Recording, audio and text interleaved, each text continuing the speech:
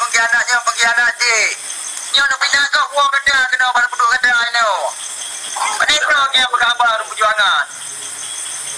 Daripada pun mereka perjuangan urung draw ni. Bukan muda kau baru nak pindah. Sama tak apa. Ini dah pegang ni yang menyerang.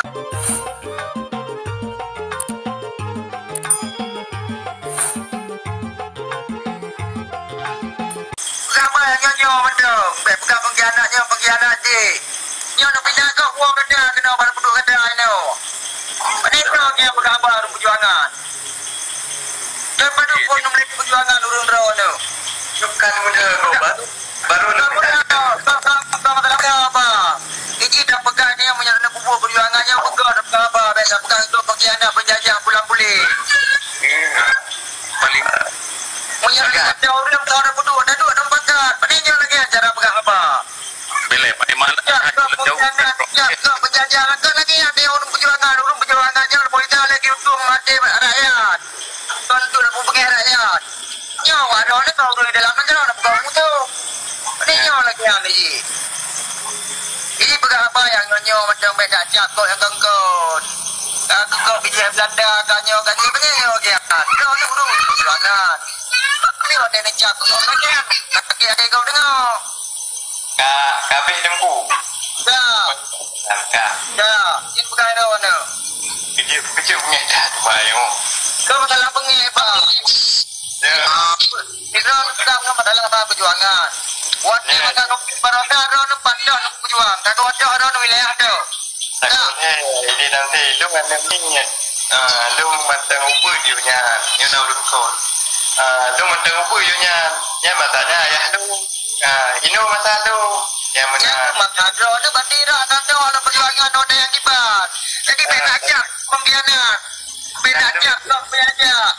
Nah lu baca buku dan lu Munyo drone kadang-kadang munyo drone wadanya kadang-kadang dumnan kabar marit kadang-kadang kan dem-dem kan menyerah ke.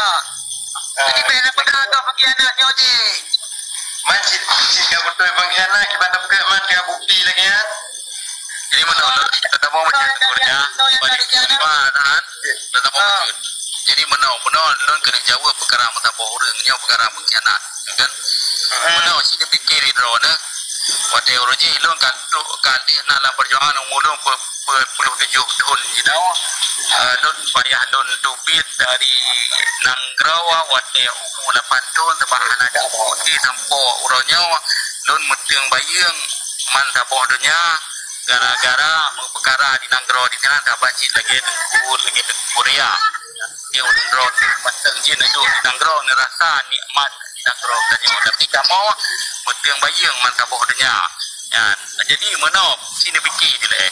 Pompon wate kepegat perjuangan Lewali mulai dari tahun 76 sampai Abi Umwali orang yang ja sapoh seh dengan gedanya Malik Mahmud, Muzakir Manaf, Dr. Zaini, Imam Madum orangnya sapoh seh dengan gedanya untuk dapat perjuangan dapat merdeka Nanggrawa.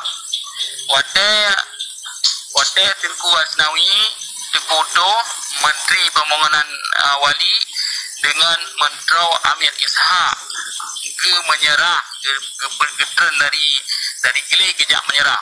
Takkan ke orangnya kejak menyerah. Apa hana kita meng dalam Indonesia. Tapi anda macam banyak dengan lembaga penuh. Kamu kau ada macam banyak baru-baru.